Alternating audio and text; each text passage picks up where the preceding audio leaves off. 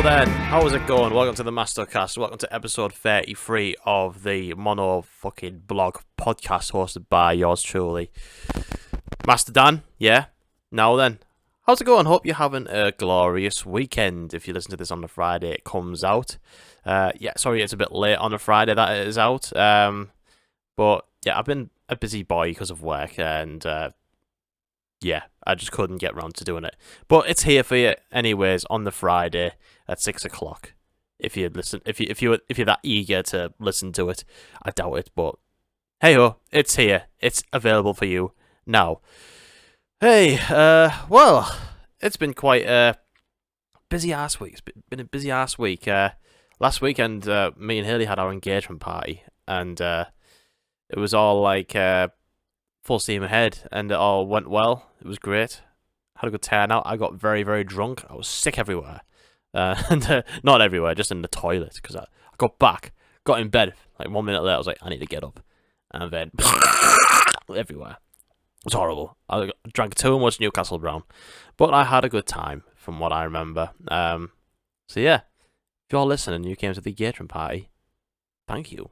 Cheers.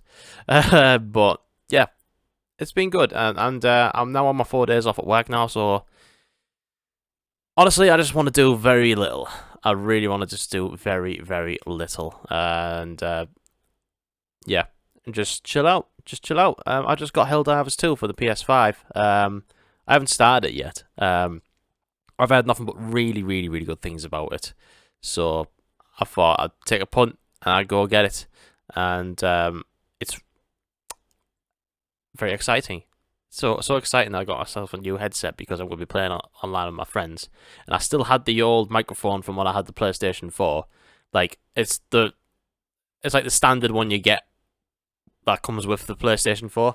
It's literally just like a thin cable with a tiny microphone on it, on a shittiest earphone. Like, it's so bad. So I thought, fuck it, if I'm going to be playing this game online with a few friends, I should probably upgrade. So I've got myself a nice JBL one. So, very excited to use it. So, once I've done this podcast, I'll probably have a go of it. And I'll let you know next week how I feel about it. Because that's what we do on this Poddy McPod But yeah, I'm going to be doing that. There's been a few things that's been on. There's been Nintendo Direct. There's been an Elden Ring trailer. There's been some news within like rock metal, and I had a couple of questions off Discord. So yeah. Might be in for a good episode here. In for a good episode. And breathe. Okay. Now I just need to think where I'm at. Well, what have I been playing? I've been playing just the same games I has done last week. I've been playing a lot of Resident Evil Code Veronica X. And I've been playing a lot of Ocarina of Time as well. Still enjoying those games. Ocarina of Time is awesome. I'm on the Water Temple now? Yeah, Water Temple, and the Water Temple is quite hard so far. It's pretty hard, but yeah, it's a wonderful game. I'm loving it so far. Resident Evil Code Veronica X, I'm having fun of it. I'm having a lot of fun with it. I'm probably about halfway through it, maybe. It's the first time I've played it in like over a couple of decades, as I've probably mentioned in previous episodes, but I'm having fun with it. I think it's a right blast, and yeah. It's very, very good. It's very, very cheesy though. It's very, very, very cheesy. And I remember when I played Resident Evil 0 and I reviewed it on this podcast before, and I thought, yeah, this game's quite cheesy, but I think Code Veronica X might be just as cheesy as Resident Evil 0. In some parts, more cheesy. And but that's the thing. Resident Evil is just genuinely pretty silly, anyways. So like, yeah, it is a franchise that a lot of people take it seriously, but when you like go get down to like the whole dialogue and everything, they're quite silly, aren't they? But they're still great. So yeah, Code Veronica X is really, really good. It's really, really good. Let's see what's happened in the world of Nintendo Direct. I will bring it up now. I'm not very prepared for this at all, obviously, as I am for every podcast. I'm never fucking prepared. Right, I'm going to get Nintendo Direct up right here on the computer. So, Nintendo had their partner Direct, so it was more So more to do with like third party titles, that sort of thing. It wasn't like a full on main direct, if you know what I mean. And there's a couple of games that have come from Xbox after the whole news that Xbox were making some games like third party. They were putting them onto other consoles and all that. So there was some of those, and there was just some like third party stuff, and I think a couple of like Switch exclusive stuff. For me, this direct wasn't anything amazing for me. I mean, obviously you had a lot of the JRPG stuff, which you do expect from Nintendo Direct, and for me, they don't really do a lot for me. Some of it just looks the same. Nothing that interests me, to be honest. Let's see. What? I'm just gonna pick out some highlights. For me. There's an Epic Mini remaster. It's called Disney's Epic Mini Rebrushed. If anyone's interested in that, that's coming to the Switch. I've never actually played that before, but I've heard it's really good. Gundam Breaker 4. That looks cool. Bit like Armored Core, but like more cartoony, I guess. There's a new Super Monkey Ball, which kind of looks fun. I think that looks pretty good. I mean, I've never actually played Super Monkey Ball, but I have seen like previous like footage on like the GameCube and that sort of thing, and the Wii. It looks like a fun game, and there's a new one coming to the Switch June 25th, and you can play it online and everything, and it looks like a cool like labyrinthy, mazy type game. It looks quite fun actually. That is one title from the Direct that I thought potentially could get. Well Go 2. Another Crab's Treasure. Looks quite cool. Like you play as like a crab, like a hermit crab, and you sort of hide in like bits of like trash that's in the ocean, like like tin cans and that sort of shit, or a packet of food, and each sort of litter gives you certain attributes. Like, it's quite cartoony. That looks quite cool. Looks alright. Penny's Big Breakaway, I know a lot of people are buzzing about that, but for me, it's just like, nah, whatever. Pentiment, which is another Xbox console exclusive, but that's now coming over to Switch. What else is there? They didn't show a lot else. Oh yeah, there's they're doing rare titles, like rare games, like as in the old developer from back in the day. There's a few rare titles coming onto the Nintendo Switch Online thing. So they've got Snake Rattle and Roll, Pro AM, Battletoads, Blast Corps. They're all coming like the Super Nintendo and the Nintendo 64, Nintendo Switch Online thing. And they're closed out with Endless Ocean Luminous, which is a game where you just dive around, potter about in the ocean, looking at fish, which looks kind of boring to me. And I saw a lot of people who saw that and were like, "Oh wow, this looks amazing!" And I'm like, "You're just fucking swimming in the ocean, not much." And so I thought, yeah, that's much. So yeah, nothing really for me on that Direct, to be honest.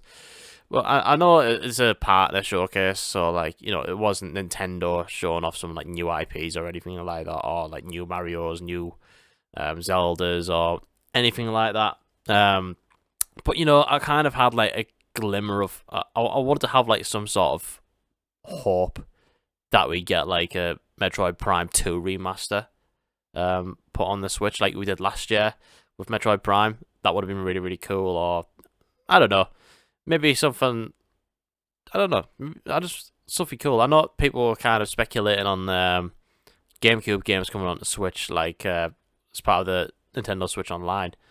I was kind of hoping for that as well, but like just a like a little surprise. I was hoping for something like that. There wasn't a lot on here that made me go, "Oh my god!" Oh, there's a Star Wars Battlefront Classic catalog coming. That looks quite cool. That's about it.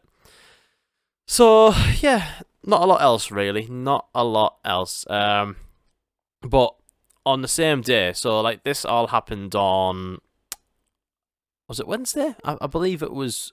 Yeah, it was Wednesday.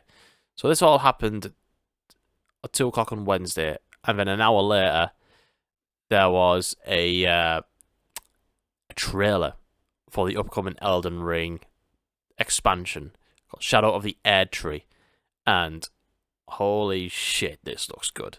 Oh god, I can't wait for this. Like, it comes out, I believe, the 21st of June of this year. I love Elden Ring. As frustrated as that game really made me, like, Elden Ring is for me like a top tier game. It's incredible. That was my game of the year in 2022.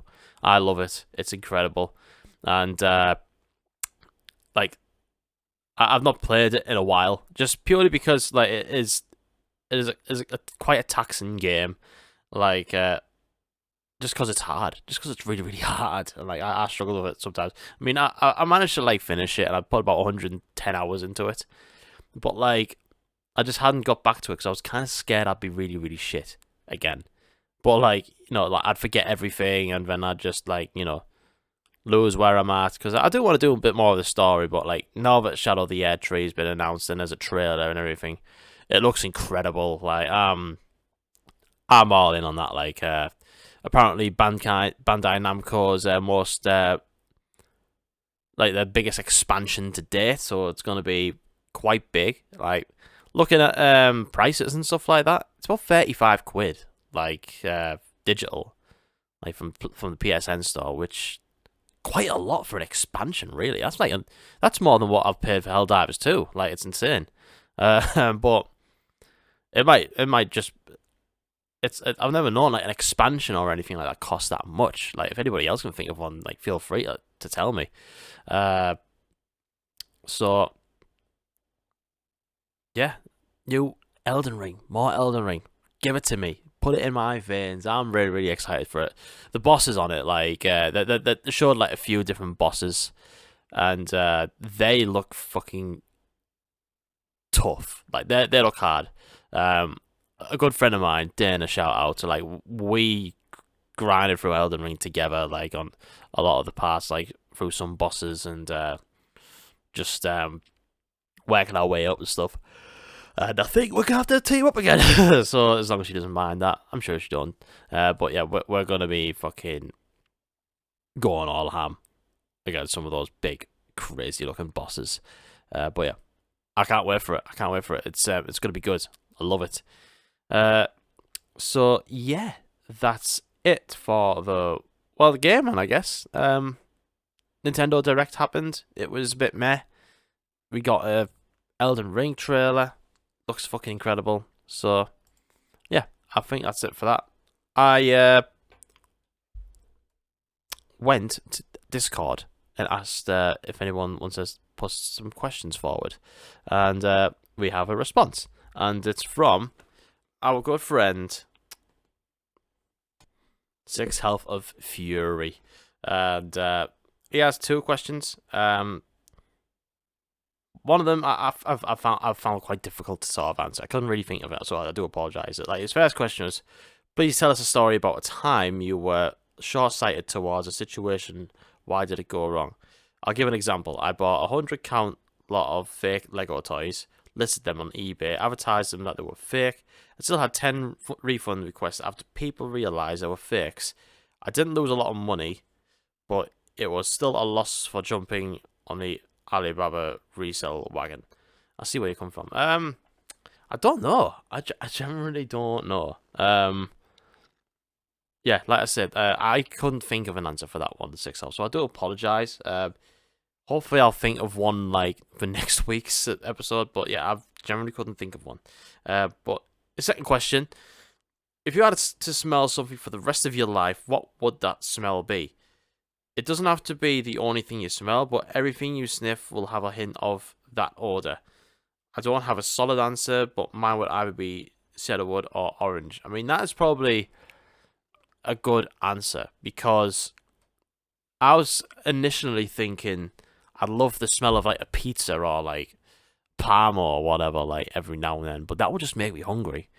So I think if I had to smell something, I don't know. I don't know. I genuinely don't know. Maybe like strawberries or something nice like that. like strawberries. I like the smell of strawberries.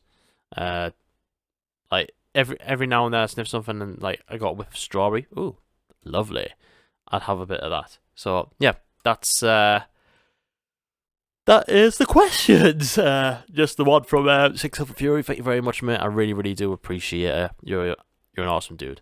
And let's see.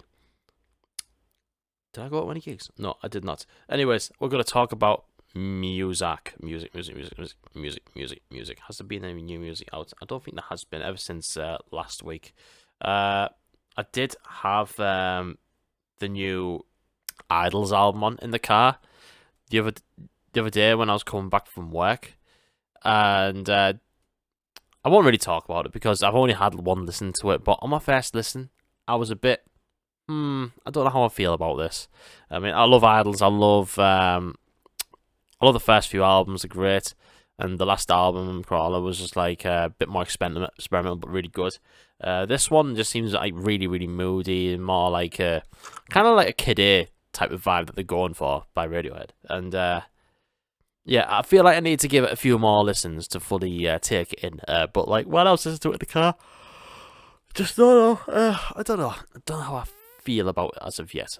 But yeah, there we go. I will say Trivium and Both My Valentine have announced a co-headline tour. It's an arena one. At the end of January, beginning of February next year. Both celebrating 20 years of their albums, The Poison and Ascendancy. And this is mad because I'm just like, I remember when those fucking albums came out and now I feel old. So yeah, a few things about this.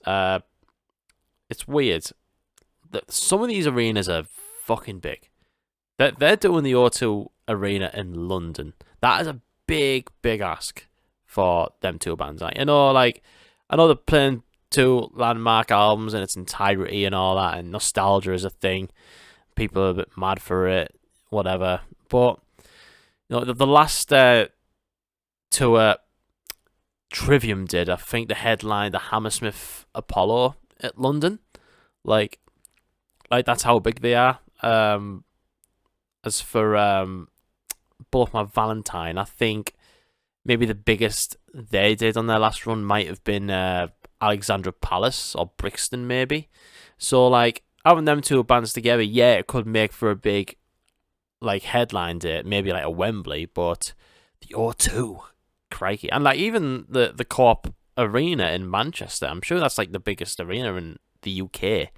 That's like 20,000. So yeah, big arena. So they're doing Cardiff, they're doing Birmingham, Glasgow, Manchester, London, the usual UK tour of the UK, because the UK is only made up of fucking 5 cities. So yeah, that's the tour, of course. Yeah, it's.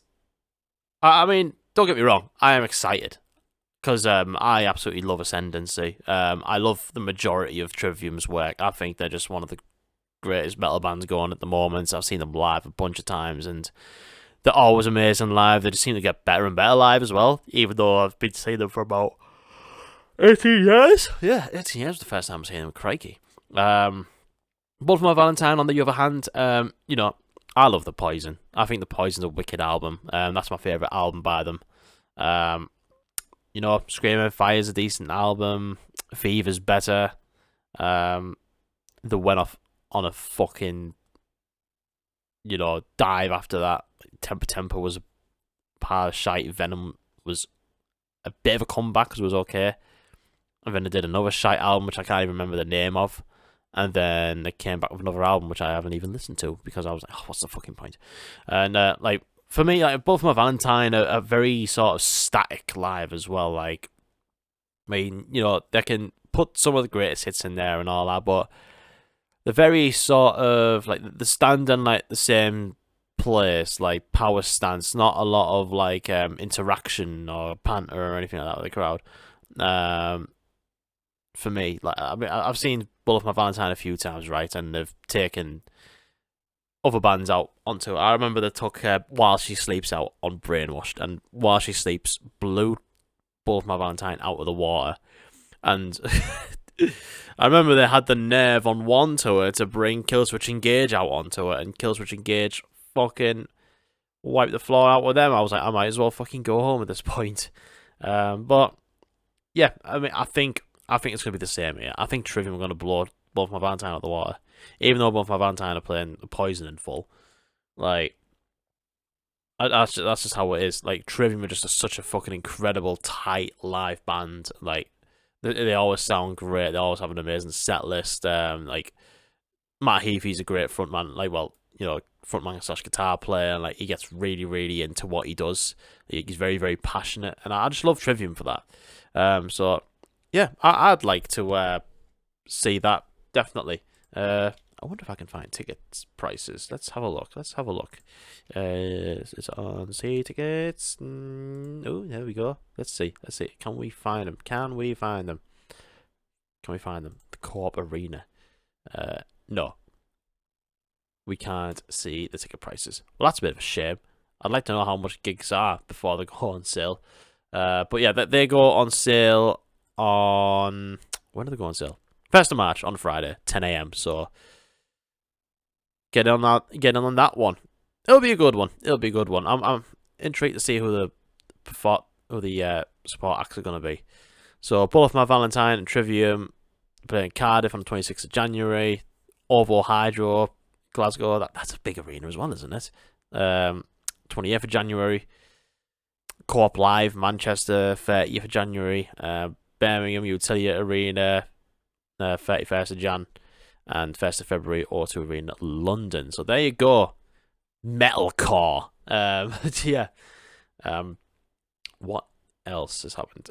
One thing I will say I'm quite gutted about is a gentleman who goes by the name of Jamie Lenmans has decided to retire from music completely. And yeah, for those of you who don't know Jamie Lenmans, he's not like the biggest name within like the rock metal community or whatever, but he is what I think is like a national treasure, really.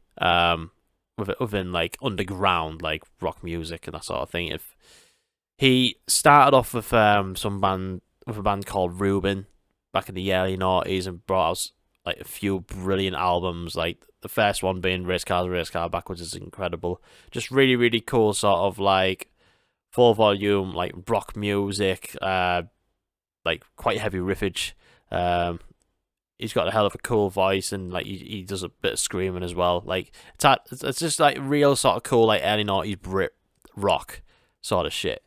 And yeah, he's Reuben split up after a few albums. I believe like it was the end of the noughties, probably about 2007, 2008. They split up.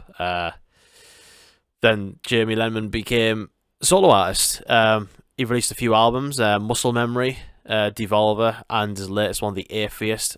3 incredible albums. Absolutely love them. Like Muscle Memory is like a double album. Like one part is folk, like country sort of stuff. The other part is like all the heavy, wacky sort of stuff he does. Devolver, a bit more sort of poppy, a bit more catchy, more experimental. The Atheist is a bit sort of like a good blend of like the heavy stuff from Muscle Memory and Devolver. A bit more straightforward rock sort of stuff. It's a brilliant album. It's awesome. That only came out a couple of years ago. And he's done a couple of EPs as well. He did like a covers EP, which is awesome, and the King of Clubs one, which is brilliant. And I've only seen Jamie Lenmans once. He played Downloads 2022, I believe, if memory serves. And you know, I've been looking forward to seeing Jamie Lenmans for the first time. You know, I love Reuben, I love his solo stuff, and he came on. The Atheist hadn't come out yet, and he just said, "I'm going to play some new songs from this new album, and nothing else. And I just hope you all like it." And they were great songs. It sounded really, really great. And he's a really, really cool chap. He's a good frontman. He's very, very intelligent and very artistic. But yeah, I'm just quite gutted about it, really, because he just brought out so much great material, and he's a hell of a musician, and I feel like he's going to be sorely missed within like our genre of music, and like especially like more underground, like rock, metal, that sort of thing. He said he may do like the odd